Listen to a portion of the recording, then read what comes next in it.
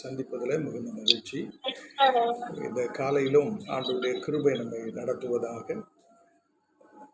இந்த நாட்களில் குடும்ப வாழ்க்கையை பற்றி நாம் தியானித்து வருகிறோம். வேதத்தில் உள்ள குடும்பங்களின் வரிசைகளை நம்ம பார்த்து வருகிறோம். அந்த விதத்தில்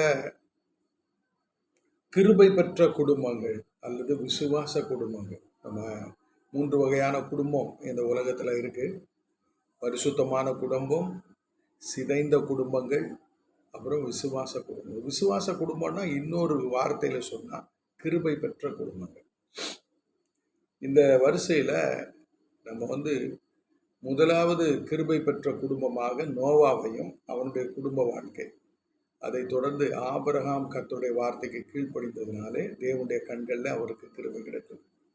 அவருடைய குடும்ப வாழ்க்கையை பார்த்தோம். ஈசாக்கு, யாக்கோபினுடைய குடும்பம்.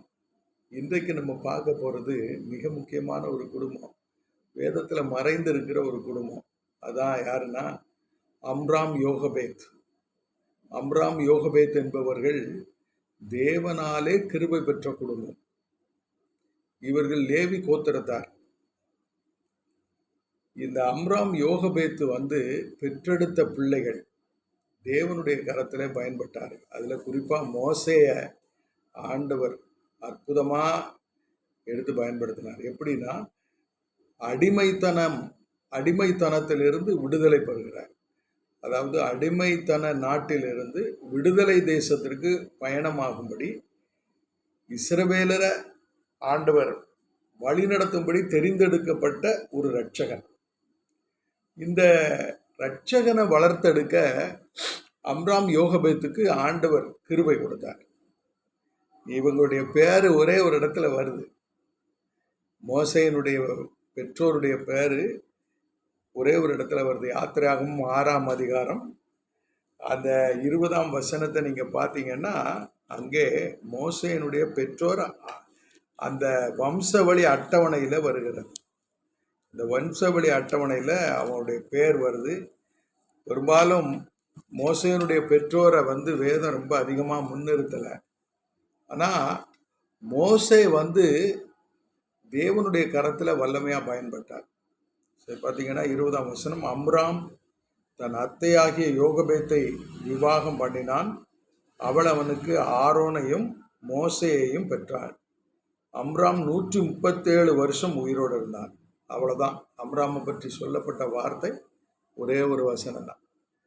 ஆனால் அம்ராமனுடைய வாழ்க்கை இல்லற வாழ்க்கை, மறைந்த வாழ்க்கை, ஆனால் ஒரு அற்புதமான ஒரு வாழ்க்கை. எப்படி என்றால், தேவாதி தேவன் பார்த்தீங்கன்னா, நீங்கள் இந்த 2ஆம் அதிகாரத்தில் யாத்திரையாகமம் 2ஆம் அதிகாரம் 23ஆம் வசனம் 23ஆம் வசனம் என்ன சொல்லுதுன்னா, சில காலம் சென்றபின் எகிப்தின் ராஜா மரித்தான். இஸ்ரவேல் புத்திரர் அடிமைத்தனத்தினால் தவித்து முறையிட்டு கொண்டிருந்தார்கள். அவர்கள் அடிமைத்தனத்திலிருந்து முறையிடும் சத்தம் தேவ சந்நிதியில் எட்டியது.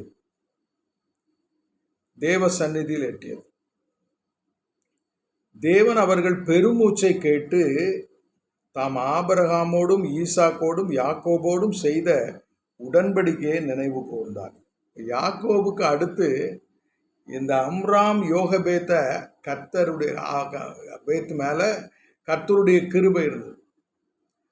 இப்போ இந்த தெரிந்தெடுக்கப்பட்ட குடும்பங்கள், அதை நம்ம தெரிந்தெடுக்கப்பட்ட குடும்பம்னு சொல்லலாம், கிருபை பெற்ற குடும்பம்னு சொல்லலாம், விசுவாச குடும்பம்னு சொல்லலாம். இந்த தெரிந்தெடுக்கப்பட்ட குடும்பங்கள் பூமியில் இருக்கிற மற்ற குடும்பங்களுக்கு ஆசீர்வாதமாக இருப்பாங்க. அவர்களும் அவருடைய பிள்ளைகளும் பேராசீர்வாதமாக இருப்பாங்க. இங்கே நோவாவையும் ஆபிரகாமையும் யாக்கோபு, ஈசாக்கு, யாக்கோபு இவர்களெல்லாம் எடுத்தீங்கன்னா தெரிந்தெடுக்கப்பட்ட குடும்பம் அல்லது கிருபை பெற்ற குடும்பம் அல்லது விசுவாச குடும்பம் என்று நம்ம பார்க்கணும். என்னுடைய குடும்பம் தெரிந்தெடுக்கப்பட்ட குடும்பமா, விசுவாச குடும்பமா, இன்னும் பார்த்தீங்கன்னா கிருபை பெற்ற குடும்பமா இருக்கணும்னு ஆண்டவர் விரும்புகிறார். நம்ம அவருடைய இரத்தத்தால கழுவி சுத்திகரிச்சிட்டார். நம்ம பார்த்து ஆண்டவர் சர்வ வல்லமுள்ள தேவன் என்ன சொல்றாரு அப்படின்னா, அங்க 2 பேதுரு 1 அதிகாரம் 10 ஆகையால் சகோதரரே சகோதரிகளே, உங்கள் அழைப்பையும் தெரிந்து கொள்ளுதலையும் உறுதியாக்கும்படி ஜாக்கிரதையாயிருங்கள். உங்கள் அழைப்பு, உங்களுடைய தெரிந்தெடுப்பு. இந்த கிருபை பெற்ற குடும்பத்தில் தேவனுடைய அழைப்பு இருக்கும், தேவனுடைய தெரிந்தெடுப்பு இருக்கும். அதான் நம்ம தேவனுடைய சித்தம் என்று சொல்லுகிறோம்.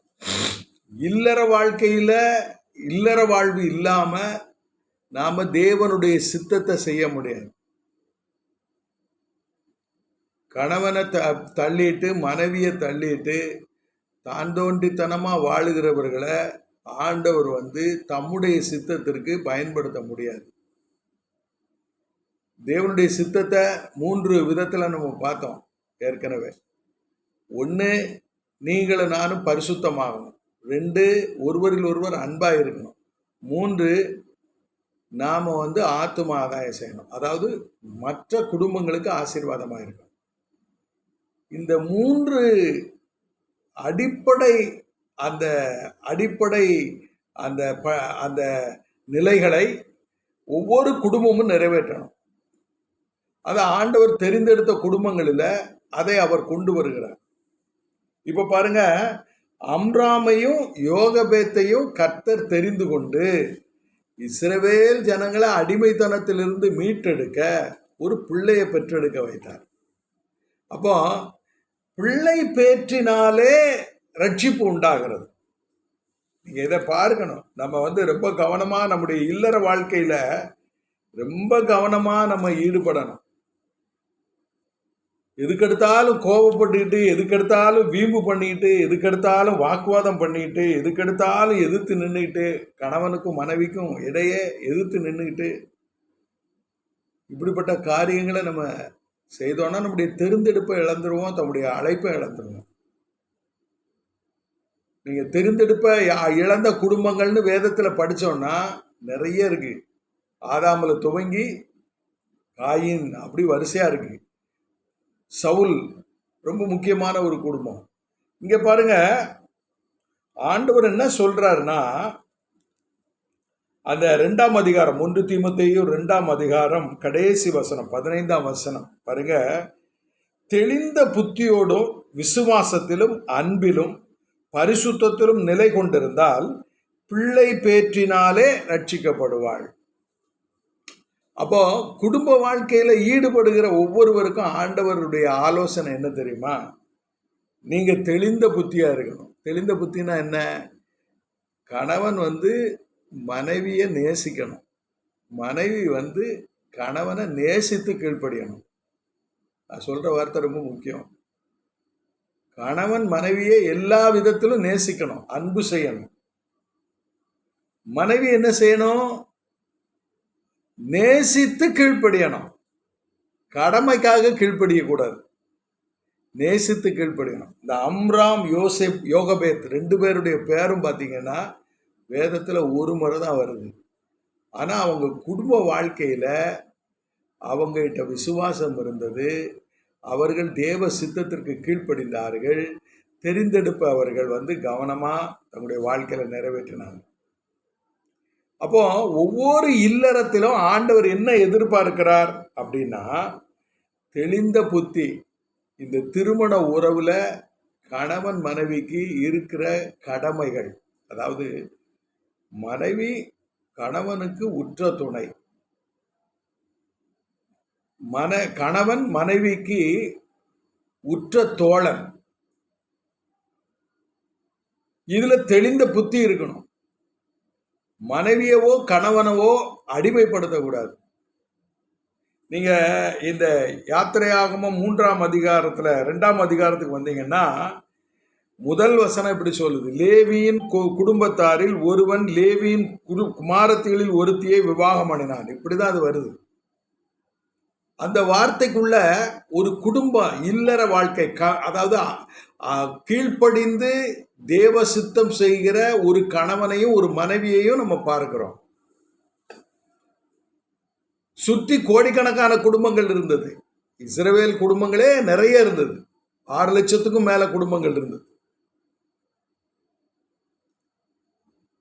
இப்படிப்பட்ட ஒரு சூழ்நிலையில தான் தேவனுடைய கிருபை பெற்ற குடும்பம் வாழும். அந்த குடும்பம் எப்படி வாழும்? அவர்கள் பிள்ளைகளை பெறுவார்கள். எதற்கு பெறுவாங்க? கர்த்தரை மகிமைப்படுத்த. பிள்ளைகளை வளர்ப்பாங்க, கர்த்தரை மகிமைப்படுத்த. பிள்ளைகளுக்காக தங்களுடைய வாழ்க்கையை தியாகம் பண்ணுவாங்க. 2 பேரும், கணவனும் மனைவியும், வாக்குவாதம் இல்லாத, சண்டை இல்லாத, இணைந்து போகிற, சமாதானமாக இருக்கிற கணவனும் மனைவியுமா அவர்கள் தங்களுடைய வாழ்க்கையை அமைத்துக் கொள்கிறார்கள். இந்த அம்ராம் யோகபேத்தனுடைய வாழ்க்கை மிக அற்புதமான ஒரு வாழ்க்கை. நீங்க பாருங்க, இந்த இந்த கணவன் மனைவி அங்க வேதம் சொல்லுகிறது, 2ஆம் அதிகாரம் 2ஆம் வசனம், அந்த ஸ்திரீ கர்ப்பவதியாகி ஒரு ஆண் பிள்ளையை பெற்று, கர்ப்பவதியாகி ஒரு ஆண் பிள்ளையை பெற்றாள்.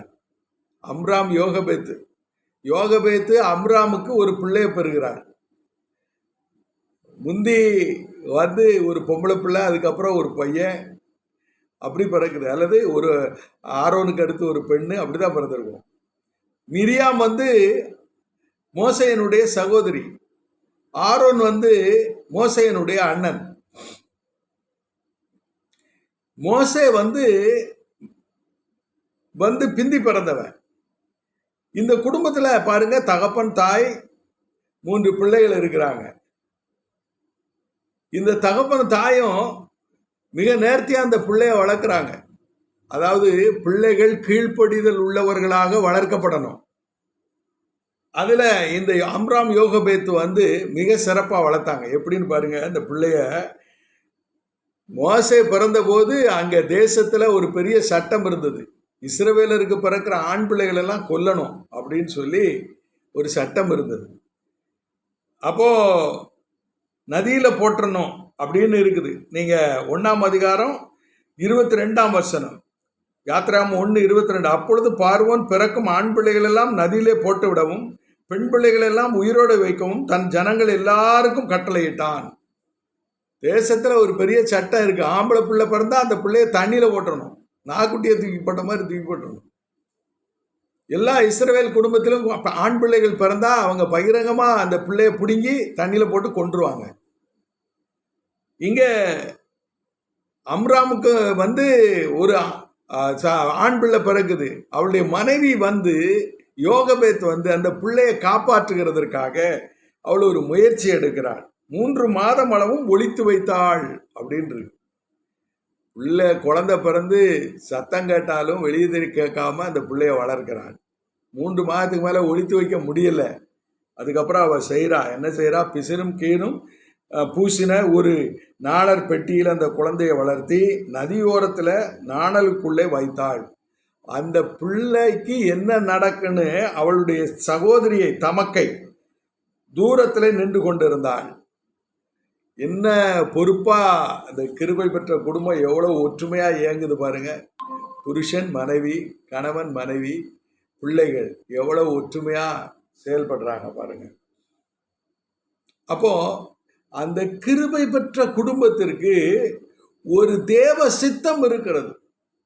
நீங்க ரட்சிக்கப்பட்டிருக்கீங்க, கணவன் மனைவியுமா வாழ உங்களை ஆண்டவர் அபிஷேகித்திருக்கிறார். உங்களை கொண்டு ஆண்டவர் மற்றவர்களை ஆசீர்வதிக்க விரும்புகிறார், உலகத்தை ஆசீர்வதிக்க விரும்புகிறார்.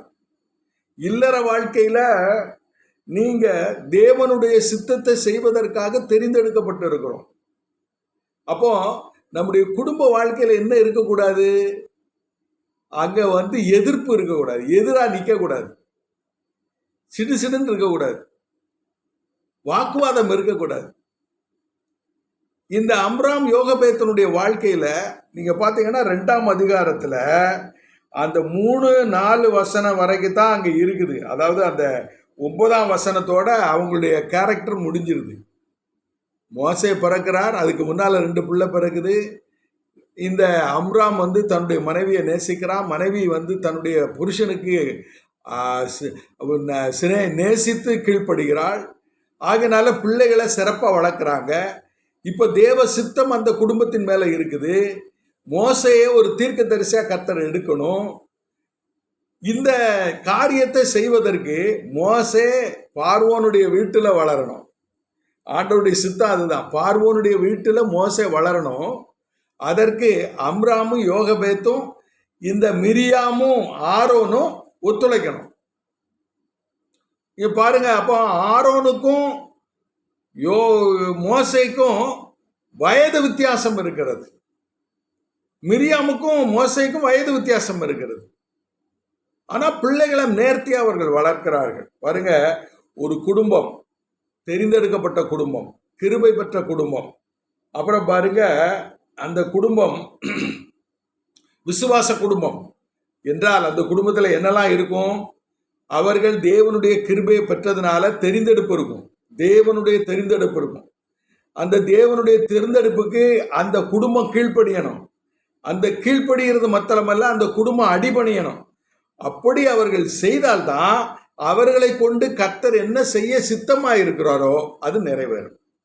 அப்போ தேவனுடைய கிருபை இருந்தாலும் தெரிந்தெடுப்பு இருந்தாலும் அது விசுவாச குடும்பமாக நிலைத்திருக்கணும்னா அவர்கள் கீழ்ப்படியணும். கீழ்ப்படிகிறது மாத்திரமல்ல, அடிபணியணும். கீழ்ப்படிதல் ஒரு நிலை, அடிபணிதல் அடுத்த நிலை. கீழ்ப்படிதல்னா என்ன? தேவனுடைய சித்தத்திற்கு கீழ்ப்படிதல். இப்போ மரியாள் இடத்துல போய் கிறிஸ்து பிறக்க போகிறாருன்னு அந்த தூதன் வந்து சொன்னபோது அவள் கீழ்ப்படிந்தாள், அப்புறம் அடிபணிந்தாள். அந்த வார்த்தையை ஏற்றுக்கொண்டு அந்த வார்த்தைக்கு முழுவதுமா தன்னை அர்ப்பணிக்கிறது. இல்லற வாழ்க்கையில கணவன் மனைவி ஒருவருக்கு ஒருவர் கீழ்ப்படியணும், அர்ப்பணிக்கணும். அப்போதான் உங்களுடைய தெரிந்தெடுப்பு நிறைவேறும். அப்போதான் நீங்க மற்றவர்களுக்கு ஆசீர்வாதமா மாற முடியும். அம்ராம் யோகபேத் இத மிக நேர்த்தியா செய்து முடித்தாங்க. திரைமறைவில் இருந்தாங்க. அவங்க தங்களை வந்து உலகத்துக்கு வெளிப்படுத்தணும்னு அவங்க எந்த முயற்சியும் எடுக்கல. தேவனுக்கு முன்பாக அவர்கள் தேவனுடைய சத்தத்திற்கு கீழ்ப்படிந்து தேவனுடைய திட்டத்திற்கு அடிபணிந்து தேவனுடைய சித்தத்தை நிறைவேற்ற தங்களுடைய வாழ்க்கையை, தங்களுடைய இல்லற வாழ்க்கையை கொடுத்தாங்க, வாழ்நாளை கொடுத்தாங்க. வாழ்நாளை இருவரும் எதிரெதிராக நிக்கல. இருவரும் பிள்ளைகளை வளர்க்கிறதுல வந்து அவர்கள் சோர்வடையல, நம்பிக்கை இழக்கல. நீங்க பாத்தீங்கன்னா தேசத்துல ஒரு பெரிய சட்டம் இருக்குது, பிள்ளைகளெல்லாம் கொல்லணும்னு. ஆனா இந்த யோகபேத் வந்து அதுக்கு அந்த அந்த காரியத்தை விசுவாசித்து மேற்கொண்டாள். அவளுடைய சிந்தையில ஆண்டவர் சில யோசனைகளை போடுறாரு. அவள் அதை செய்கிறாள். தன் பிள்ளைகளுக்கு அதை கற்றுக் கொடுக்கிறாள். மிரியாமுக்கு அதை கற்றுக் கொடுக்கிறாள். இப்ப பாருங்க, மிரியாம் அந்த அந்த நாட்கள்ல அந்த நாணல் பெட்டி அந்த நைல் நதியில விடுறாங்க. அந்த நாணல் பெட்டிக்கு வெட்டி அந்த வந்து அந்த அந்த அந்த நதியோரத்தில் அந்த பெட்டியை அவ வந்து விட்டு விடுகிறாள். இந்த பெண்ணு வந்து அந்த பெட்டியின் மேலே கவனமாக இருக்கிறாள். பார்த்தீங்கன்னா அந்த பெட்டிக்குள்ளே இருந்து அந்த குழந்தை வயிறு பசிச்ச உடனே கத்துது, குவா குவான்னு கத்துது. அப்போ ஆண்டவர் அந்த பார்வோனுடைய குமாரத்தினுடைய கண்களில் தய கிடைக்க பண்ணுகிறார். அது எப்படி இருக்குன்னா, 6ஆம் வசனம், திறந்தபோது பிள்ளையை கண்டால் பிள்ளை அழுதது, அதன் மேல் இரக்கம் உண்டாயிற்று. அந்த பிள்ளை பார்த்த உடனே எபிரேய பிள்ளைன்னு தெரியும். ஆனா கர்த்தர் பார்வோனுடைய குமாரத்தினுடைய மனதில் இரக்கத்தை கொடுக்கிறார். இரக்கத்தை கொடுக்கிறார். எதனால? அம்ராமினுடைய அல்லது யோகபேத்தினுடைய கீழ்ப்படிதல், தெரிந்தெடுப்பு. அவங்களுடைய இல்லற வாழ்க்கையில தேவ சித்தத்தை செய்வதற்காக அவர்கள் எடுக்கிற அந்த கீழ்ப்படிதலோடு அந்த முயற்சியை கர்த்தர் ஆசீர்வதித்து பாருங்க, பார்வோனுடைய குமாரத்தின் கண்களில் இரக்கத்தை கொடுக்கிறார். நம்ம ஆண்டவர் நம்முடைய சுபாவங்களை மாற்றுகிறவர், நம்முடைய செயல்பாடுகளை மாற்றுகிறவர், நம்மை எடுத்து பயன்படுத்துகிறவர். தேசத்திற்காக, ஜனத்திற்காக, அழிந்து கொண்டு இருக்கிற ஆத்துமாக்களுக்காக, அடிமைத்தனத்தில் கிடக்கிற மக்களுக்காக தெரிந்தெடுக்கப்பட்ட குடும்பம், கிருபை பெற்ற குடும்பம், விசுவாச குடும்பங்கள்ல தேவன் தம்முடைய கிருபையை அனுப்புகிறார். பாருங்க, ஒரு சிறிய முயற்சி நம்பிக்கையோட செய்யறா, ஒரு பெரிய தீர்க்கதரிசி உருவாகி விடுகிறார். எகிப்திலிருந்து அந்த அடிமைத்தனத்தில் இருக்கிற ஜனங்களை ஆண்டவர் விடுவிக்கிறார். இன்னும் ஒரு பக்கம் பாருங்க, எகிப்தியருக்கு கர்த்தரே தேவன் என்ற ஒரு பெரிய படிப்பினைய மோசே கொடுக்கிறான். பார்வோன் வாய் திறந்து சொல்றான், உங்கள் தெய்வமே தெய்வம்னு சொல்றான். அப்படிப்பட்ட ஒரு தீர்க்கதரிசிய இந்த குடும்பம் தேவனுக்காக பெற்றெடுத்து வளர்த்து உலகத்தை ஆசீர்வதிக்கும்படி கொடுத்திருக்கிறது. பிரியமானவர்களே, இந்த அம்ராமும் இந்த யோகபேத்தும் கீழ்ப்படியலைன்னா மோசே பிறந்த உடனே தண்ணியில் தூக்கி போட்டிருக்கணும். மோசே செத்து போயிருப்பார். மோசேங்கிற ஒரு கேரக்டர் நம்ம படிக்கவே மாட்டோம். அப்போ கிருபை பெற்ற குடும்பங்களோடு தேவனுடைய இரக்கம் இருக்கிறது. நீங்களும் நானும் இல்லற வாழ்க்கையில மிக கவனமா இருக்கணும். கணவனும் மனைவியும் ஒருவருக்கு ஒருவர் உதவ இணைக்கப்பட்டு இருக்கிறோம். ஒருவரை ஒருவர் நேசிக்க இணைக்கப்பட்டு இருக்கிறோம். ஒருவரை ஒருவர் நேசித்து தேவ சித்தத்தை நிறைவேற்ற நம்ம அழைக்கப்பட்டு இருக்கிறோம். கணவனை மனைவியை பார்த்து எரிச்சல் அடையவோ சோர்வடையவோ இன்னும் பார்த்தீங்கன்னா விலகுவதற்காக அல்ல, இன்னும் நம்ம நெருங்க அதாவது திருமணமாகி நாட்கள் செல்ல செல்ல ஒருவர் மேல ஒருவருடைய பற்று பெருகணும், இருக பற்று பிடிக்கணும். நாட்கள் செல்ல செல்ல கசப்பும் எரிச்சலும் கோபமும் தொடர்ந்து வாழ முடியாது, விலகிவிடுவோம் என்கிற எண்ணம், தள்ளிவிடுவோம் என்கிற எண்ணம் யார் கொண்டு வர்றான்னா இந்த உலகத்தின் அதிபதி கொண்டு வருகிறான். தேவ சித்தத்தை நீங்க கணவன் மனைவி இணைந்திருந்தாதான் நிறைவேற்ற முடியுமே தவிர நீங்கள் பிரிந்து தேவ சித்தத்தை நிறைவேற்ற முடியாது.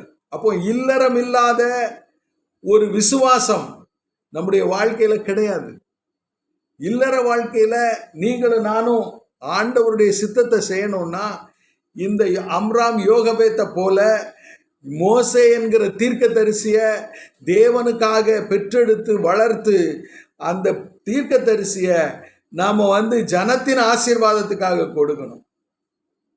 ஆகையினாலதான் கர்த்தர் சொல்லுகிறார், பிள்ளை பேற்றினாலே நீங்க தெளிந்த புத்தியோடும் விசுவாசத்தோடும் அன்பிலும் பரிசுத்தத்திலும் நிலை கொண்டிருந்தால் பிள்ளை பேற்றினாலே ரட்சிக்கப்படுவீர்கள். தேவனுடைய பிள்ளைகளே, இல்லறம் விளையாட்டு கிடையாது. நினைச்சா கூடி வாழ்வேன், இல்லைன்னா நான் பிரிஞ்சுக்கிடுவேன்னு சொல்றதுக்கு இல்லை. இல்லற வாழ்க்கையில பரிசுத்தத்தை கர்த்தர் விரும்புகிறார். நீங்க உங்களுடைய அழைப்பை நிறைவேற்றி முடிக்கணும்னு சொன்னா இல்லற வாழ்க்கையில முழு மனதோட, முழு சித்தத்தோட, முழு ஆவியோட, முழு பலத்தோட ஈடுபடணும். இன்னும் சொல்ல போனா நாட்கள் செல்ல செல்ல இருவருக்குள்ள உள்ள அன்பு பெருகிக்கிட்டே போகணும். அது குறைந்து கொண்டே போகக்கூடாது, பெருகி கொண்டே போகணும். நிபந்தனைக்காக நாம ஒருவரை ஒருவர் நேசிக்க கூடாது, கட்டாயத்திற்காக நேசிக்க கூடாது, கடமைக்காக நேசிக்க கூடாது. தேவ சித்தம் செய்ய ஒருவருக்கு ஒருவர் நாம நேசிக்கணும். தேவ சித்தம் செய்ய கணவனையும் மனைவியும், கணவன் மனைவியையும் மனைவி கணவனையும் நேசிக்க ஆரம்பிக்கும் போது உங்களை பற்றிய தேவ சித்தம் இந்த பூமியில நிறைவேறும். கணவனோடு இசைந்து மனைவியோடு இசைந்து இருவரும் தேவ சித்தத்திற்காக இசைந்து வேலை செய்யணும். சொந்த சித்தத்திற்காக அல்ல, சொந்த சுகங்களுக்காக அல்ல, சொந்த சந்தோஷத்திற்காக அல்ல. தேவ ராஜ்யத்தை கட்டி எழுப்ப நீங்களும் நானும் விசுவாசித்து வாழ்நாளில் இருவரும் இணைந்து வாழ வேண்டும். பாருங்க, அப்போஸ்தலர் நடவடிக்கைகள் 7ஆம் அதிகாரத்தில் இந்த அம்ராம் யோகபேத்தினுடைய குடும்பத்தின் வெற்றியை நம்ம அங்கே பார்க்கிறோம்.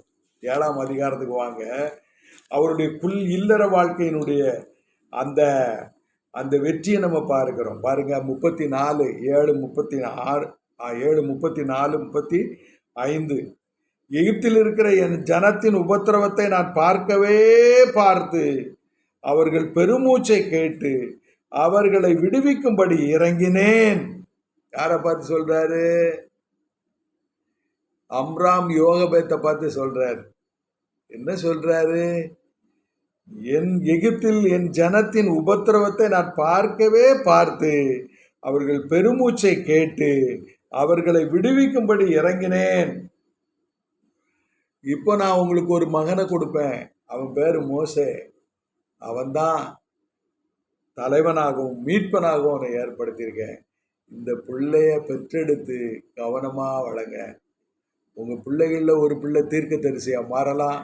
உங்க பிள்ளைகளில் ஒரு பிள்ளை சுவிசேஷகனா மாறலாம். உங்க பிள்ளைகளில் ஒரு பிள்ளை போதகனா மாறலாம். தேவனுடைய கரத்துல அற்புத அடையாளங்களை செய்கிற ஒரு வல்லமையான பிள்ளையா மாறலாம். யாருக்கு தெரியும்? நாம மரிச்சு போயிடுவோம். அம்ராமு யோகபேத்தும் ஒருவேளை மோசேனுடைய ஊழியத்தை பார்த்தார்களோ பார்க்கலையோ தெரியாது. ஆனா இந்த மோசேயினுடைய ஊழியம் தேவனுடைய பார்வையில் அவ்வளவு விலையேறப்பட்டது. காரணம், தேவனுடைய சித்தத்தை இந்த தம்பதி சிறப்பா செய்தாங்க, நிறைவேற்றி முடிச்சாங்க. பிள்ளைகளை பெற்றெடுப்பதினாலும் பிள்ளைகளை சிறப்பாக வளர்ப்பதினாலும் பிள்ளைகளை இந்த உலகத்திற்கு நம்ம தேவனுடைய சாட்சியாக நிலைநிறுத்தும் போது அந்த பிள்ளைகள் மூலமா தேவநாமம் மகிமைப்படும். இல்லறத்துல கவனமா இருங்க. கணவன் மனைவியோடு பேசும்போது அன்பினாலே சீர்பொருந்தி பேசுங்க. இப்போது விசுவாசம், நம்பிக்கை, அன்பு, இந்த 3 தான் நிலைத்திருக்கிறது. இல்லறத்துல விசுவாசத்தோட, நம்பிக்கையோட, அன்போட ஈடுபடணும். ஏன் தெரியுமா? உங்க பிள்ளைகள் உங்களை பார்த்து தான் விசுவாசத்துல வளரணும், அன்புல வளரணும், நம்பிக்கையில வளரணும். எங்கிருந்து இந்த பாடங்களை கற்றுக்கொள்கிறது? பிள்ளைகள் பெற்றோரிடத்திலிருந்து கற்றுக்கொள்ளுகிறார்கள். பெற்றோர் எங்கிருந்து கற்றுக்கொள்ளுகிறாங்க? தேவனிடத்திலிருந்து, தேவனுடைய பாதத்திலிருந்து. அன்பு, அதாவது விசுவாசம், நம்பிக்கை, அன்பு, இந்த 3ஐயும் நம்ம எங்கிருந்தா பெற்றுக்கொள்ள முடியும்? தேவ சமூகத்தில் இருந்தா பெற்றுக்கொள்ள முடியும். இந்த காலை வேளையில ஆண்டுடைய சன்னிதானத்துல நம்ம கவனமா நம்முடைய வாழ்க்கையை கொண்டு செல்லணும். அம்ராம் யோகபேத் நம்ம கேள்விப்படாத ஒரு தம்பதி. ஆனால் அவருடைய அர்ப்பணிப்பு, அவருடைய இல்லறம், அவர்களுடைய பிள்ளை வளர்ப்பு, அந்த பிள்ளை வளர்ப்புல பெரிய தீர்க்கதரிசியை கொண்டு வருவதற்கு தேவன் அவர்களை அபிஷேகித்திருந்தார். இல்லறத்துல நீங்க பாவத்தை நுழைக்காதங்க. இல்லறத்துல கீழ்ப்படியாம நுழைக்காதங்க. இல்லறத்துல அன்பற்ற வார்த்தைகளை பேசாதங்க. உங்க பிள்ளைங்க பார்த்துட்டே இருக்காங்க. அவங்க விசுவாசத்தையும் நம்பிக்கையையும் அன்பையும் பெற்றுக்கொள்ள கணவனையும் மனைவியும், கணவனையும் நேசிக்க வேண்டும்.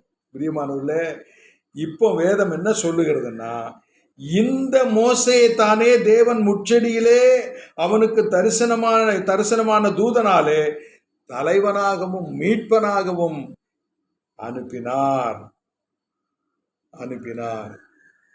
அம்ராம் யோகபேத்தினுடைய குடும்பத்திலிருந்து மோசேய கர்த்தர் இஸ்ரவேலுக்கு தலைவனாகவும் மீட்பனாகவும் அனுப்புகிறார்.